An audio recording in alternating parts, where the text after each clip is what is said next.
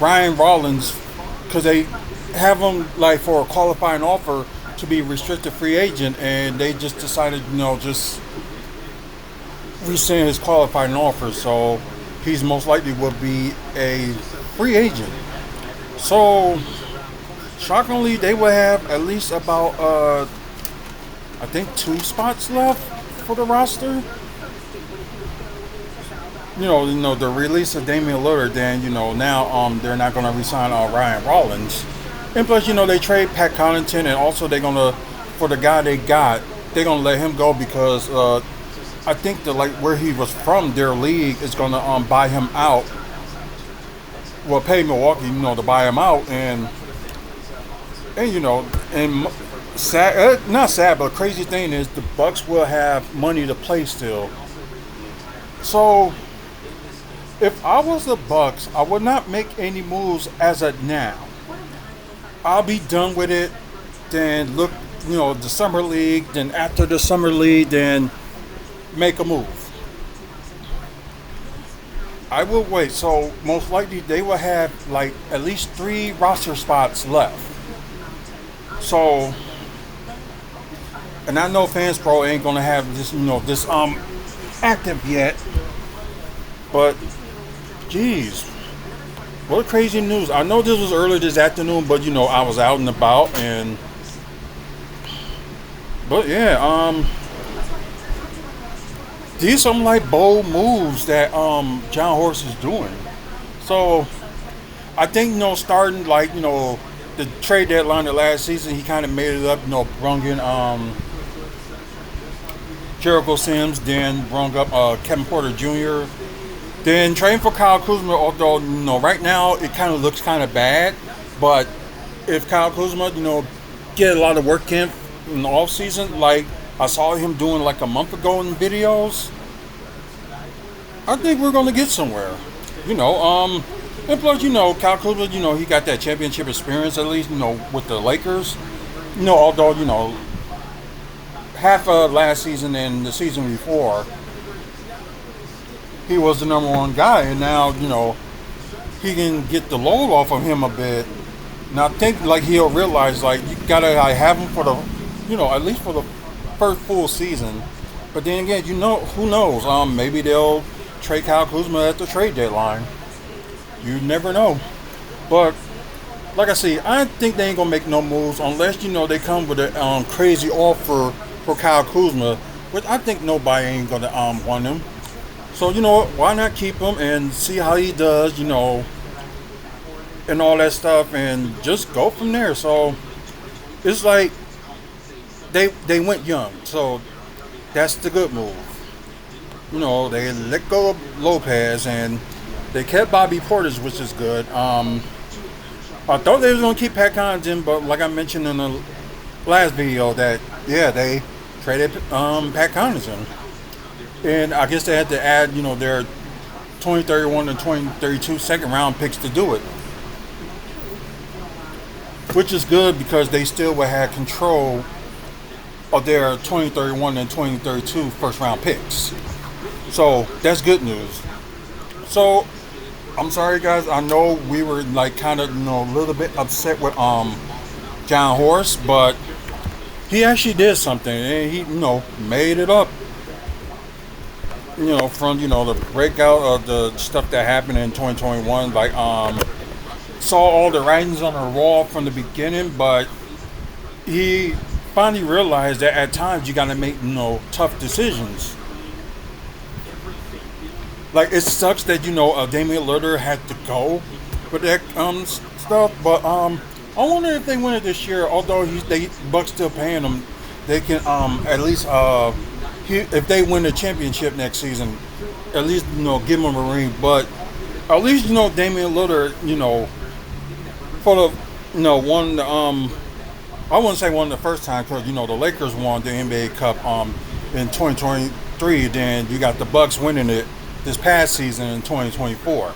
So that is at least something. And it's just, this is just a little bit exhausting day from like Bucks news and stuff like that. although us Bucks fans can't get enough of it, but keep us going and keep us putting content out there to talk about it. Then the crazy thing is, then you got some of these want to be insiders and social media talk about, oh, Giannis ain't happy with those moves, and knowing full well he probably knew about these moves before they even did them.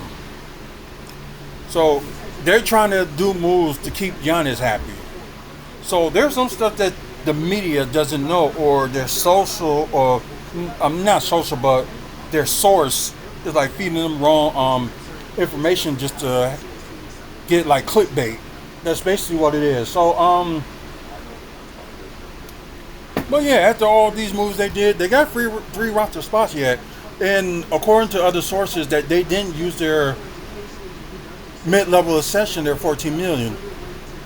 I don't know, since they did that trade with Pat Connaughton, I don't know if they used that that trade exception, that 7.2 million trade exception that they had. So that I'm not sure if they did, but they said they still got the 14 million mid-level exception left.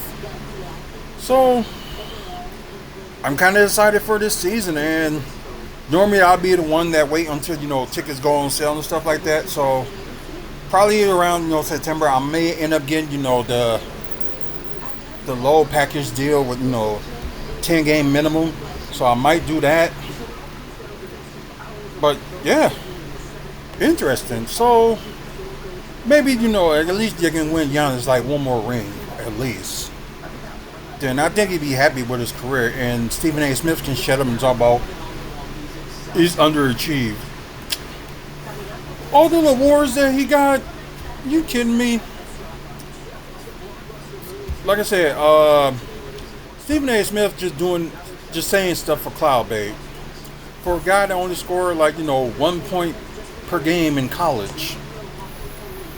I don't know, but it's not even worth my time talking more about that. But one of the reasons I calmed down a little bit on watching ESPN, because some of the analysts, and Shams is another one too, just unbelievable.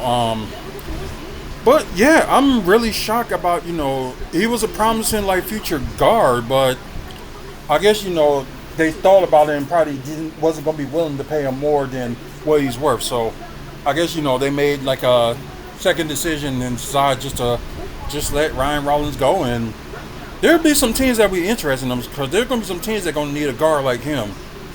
Just sucks, we couldn't do much with him or sign him, but they probably still can, but probably at a minimum. So there's a possibility that they might end up, signing Ryan Rollins again. But right now it's just a wait and see. So we'll see. If y'all like today's video, please, give it a like. Comment below what y'all think about this situation with the Bucks. So I know we've been running with Bucks videos all day, and some of this stuff, they put out there, it wasn't expected. But a shocker or two at the same time, and good. So yeah, can't wait till the season kicks on. But please subscribe to us. We're trying to get to 1,000 subscribers by the end of the year.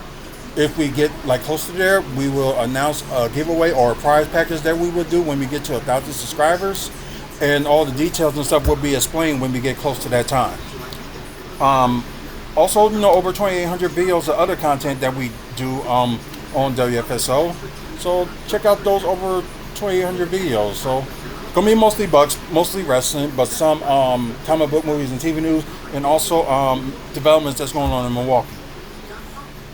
If you like that, this would be the channel for you. And please share the channel. Let people know that we're doing content like this. Also, check out the website, WrestlingFansSpeakOut.weebly.com. You can check out upcoming events in the Midwest, meet and greets that going on in the Midwest, photos that we took at wrestling events and Bucks events, and all other good stuff. So, please check it out.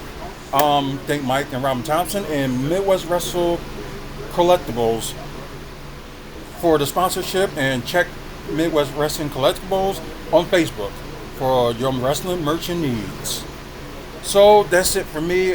Thank you guys for watching. Until the next video, face up, man up, woman up, and see you later.